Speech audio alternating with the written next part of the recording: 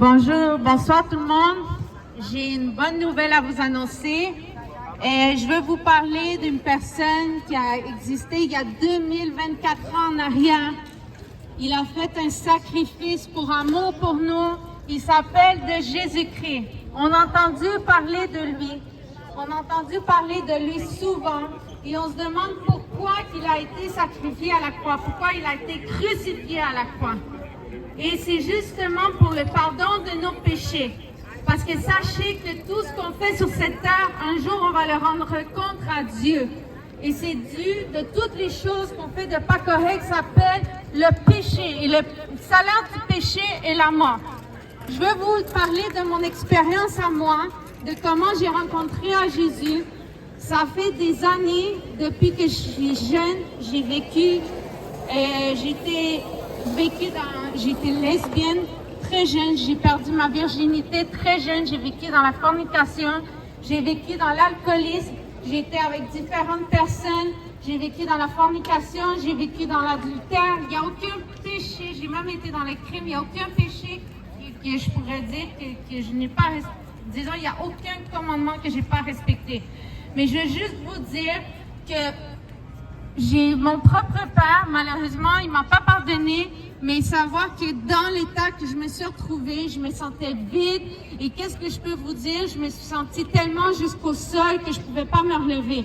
Mais savoir qu'une personne, que son amour, sa miséricorde, disons qu'il m'a relevé du plancher, puis il m'a levé, il m'a pardonné. Et sachez que la seule façon pour chercher le pardon, c'est à Jésus. Le sang de Jésus a été versé à la croix pour nous laver de toutes nos iniquités, de nous laver de tout péché. Et sachez que son amour est grand. Sans lui, je peux vous le dire, on n'a pas de vie. On pourra chercher, on essaie de chercher l'amour dans la drogue, dans l'alcoolisme, dans toutes les façons, mais il n'y a rien qui peut remplacer ce vide. Et le vide qu'on ressent à l'intérieur, c'est le manque de l'amour de Dieu. Et simplement, l'invitation que je vous fais, c'est une invitation à vous repentir. Parce que sachez que toute chose que vous faites, s'il y a des gens qui ne vous pardonnent pas, Dieu en haut, Jésus-Christ vous pardonne. Il veut que vous vous repentez. Amen. Il veut que vous vous repentez. Il vous aime d'un amour sincère. On dit souvent, pourquoi qu'on va à l'église, pourquoi que le monde va à l'église le dimanche. Mais je vais vous poser une question. Si demain vous mourriez, où votre âme va aller? On parle d'enfer, de paradis, c'est des choses qui existent. J'ai connu des gens qui ont été morts, ils ont eu l'expérience du paradis, ils ont eu l'expérience de l'enfer. Et il n'y a personne qui veut se rendre en enfer. Parce que l'enfer, c'est un vrai enfer, c'est de la souffrance. Mais le paradis, c'est une place qui est la paix. Ma fille de 7 ans, elle a eu l'expérience de voir qu'est-ce qu'est le paradis. Et c'est une place, la paix, c'est une paix incroyable. Et je veux juste vous dire que tout ce que je vais vous inciter, ce n'est pas une obligation, mais c'est de vous repentir, de donner votre vie à Jésus. Et aujourd'hui, on est tous là pour vouloir prier pour vous.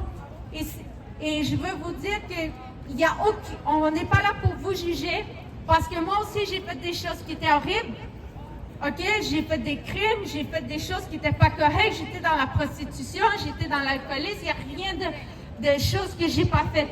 Mais je peux vous dire que si je dirais que je serais sans péché, je serais en train de mentir. Mais je peux vous dire que Dieu, Jésus vous aime. Amen. Il est le chemin, la vérité et la vie. Il vous aime. Et il est là, il vous attend. Il vous attend. Il est là, il veut juste vous attendre. Il ne vous force pas. Tellement l'amour qu'il a pour vous, il ne vous force pas. Il vous donne la liberté de vivre votre vie. Mais il vous donne le choix aussi d'avoir une meilleure vie. Parce que dans Jérémie 29, verset 11, il dit, les plans que j'ai, c'est des plans de paix et non de malheur. Et ici, en ce moment, je suis en train d'évangéliser. Parce que le deuxième commandement de Dieu dit d'aimer son prochain comme on aime à nous-mêmes. Et comme si moi, je ne vous aimerais pas, je ne serais pas en train d'évangéliser en ce moment. Je ne serais pas en train de vous parler de l'amour de Jésus-Christ. Jésus vous aime. Il est temps de se repentir.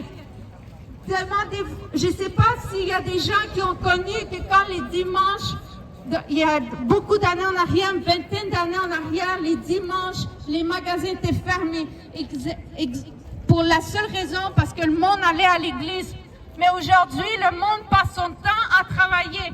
À quoi ça sert d'avoir beaucoup d'argent si on n'a pas le bonheur à l'intérieur? Cherchez à Jésus. Seul Jésus est le chemin à la paix, à l'amour. Vous trouverez la paix, vous trouverez la liberté. Vous perdez votre mari, vous perdez votre chum, vous perdez votre mère. Je veux vous dire que lui en haut, il est là pour vous. Il vous aime, cherchez-le. Soyez bénis et on est là pour vous, pour prier pour vous. Soyez bénis. Amen. Alléluia.